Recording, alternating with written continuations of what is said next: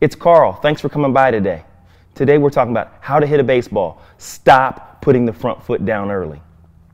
Before we go in, please subscribe and hit the bell so you're notified every time we upload. Inside today, we're going to talk about what the problem is, why we do it, and how to fix it. Come on, let's stop putting the front foot down early.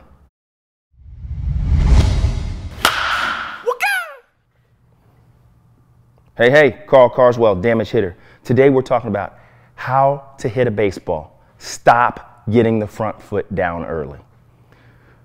So many ways we could go with this, but I want to just start straight out from the beginning. Creating a good swing, creating a good stance that moves into a swing is all about using your momentum, your body to deliver a powerful stroke that can drive the baseball throughout the field. It's also about putting your hitter in a position where they can react to the baseball with fluidity, quickness, and explosion to drive the baseball. If we put them in a situation where the pitcher's in this position and moving at them, and they're in this position sitting still, we've given the pitcher the advantage of them not being able to hit the ball with power because they're sitting still. I totally get why we put them in this position because they've been late time after time after time, and if they start putting balls in play, they'll have more fun, and if they start putting balls in play, we'll win more games. But I also understand that that's something we're going to have to reteach at a later date when the game is faster and more advanced, and they've created this terrible habit of being in a sedentary position, a still position, and then just using the body to flip balls and put them in play. So we have to stop putting our front foot down early in order to get them to the best position they can to be a good hitter. There's two reasons that the hitter does not get into a great position. They're not getting their front foot down on time. One is they don't have an aggressive mentality. And if you've been around damage hitter for very long, you know we talk about 3 M's: movement, mobility, and mentality. So if the hitter doesn't have an aggressive hitting mentality, what they do is they wait for the ball to come, they wait till they see it, they make sure they see it because they're a pleaser, they wait to see it, and then they try to, at the last possible moment, move, swing, and hit the ball at the same time. An aggressive mentality is an understanding, it's a confidence that the pitcher is going to be delivering the ball. Once he starts moving, I know he's going to deliver the ball, and he's going to deliver it towards the plate. That's an understanding. And as he's doing that, I'm figuring out how I have to get into my load and move myself into the pitch that he's delivering to me. Once we establish an aggressive mentality, then it becomes easy to get the front foot down on time. How do we do that? Quite easily. We give them pitch after pitch after pitch, and we allow them to understand, let's do front toss. Hey, when I get back here, you're loaded up. You're moving back. I'm forward, you're forward. We create a dance step between the pitcher and the hitter that looks like this. And we collide at contact. We collide at contact. Pitcher back, hitter back, collide at contact. Pitcher back, hitter back, collide at contact. And we keep that up until they feel comfortable with it. We go from tee work.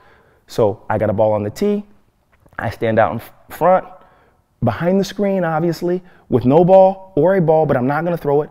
I go back, you go back. I pump fake, you go back and swing. And we do that until they're comfortable. Then we get rid of the tee. It's me and the ball behind the screen. You're the hitter. I go back, you go back. I lay it in there, you move, and you hit. And then as they get comfortable, as they create more solid movements, we give them more velocity. We give them more changing of locations. We give them more challenges. We build their ability to move without knowing where the ball is. This is very similar to teaching kids how to move without the basketball in basketball. Everybody wants to stand and watch the guy dribble because we're not confident that if we go do something, they're going to get us the ball. Instead of us worrying about what they're going to do, we just need to do our job. And once we start establishing that, it starts growing in all aspects of their ability. Right? So in order to get these guys in a position where they're best moving, we do that progression of drills. Now, why is it so important? It's so important because if you want to teach a hitter how to hit the ball hard, they have to have the use of their full body. And the use of your full body is movement. It's athleticism. It's loading in rhythm and sequence and timing, putting my foot down, and then good timing is when my foot lands, I swing right now for the fastball. When my foot lands, I swing right now for the fastball. I don't put my foot down and wait to see what the pitch is. It's a fastball, here it comes. I put my foot down, wham, right away. Put that good swing on it, hit or miss, doesn't matter. I took a really good swing. I'm gonna hit. I took a really good swing. That's great timing. Great timing is not putting my foot down early, wait to see what's happening, and just put it in play.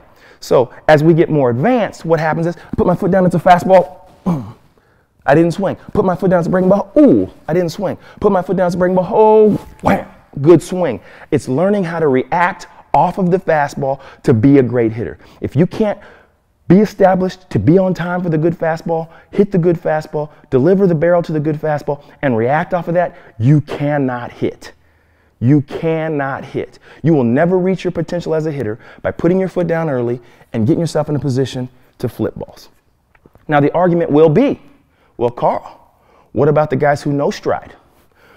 I'm glad you brought that up. The guys who no stride, although they're not stepping for their power, they're loading, and then when they get to their backside, that's it. Stride's done. They're swinging.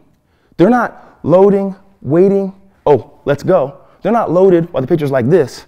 They're loading, and as the ball enters their contact area, they're turning into it and giving it everything they have. That's why the no stride works. And I love the no stride. I use it for hitters that have a problem with spatial awareness or movement issues.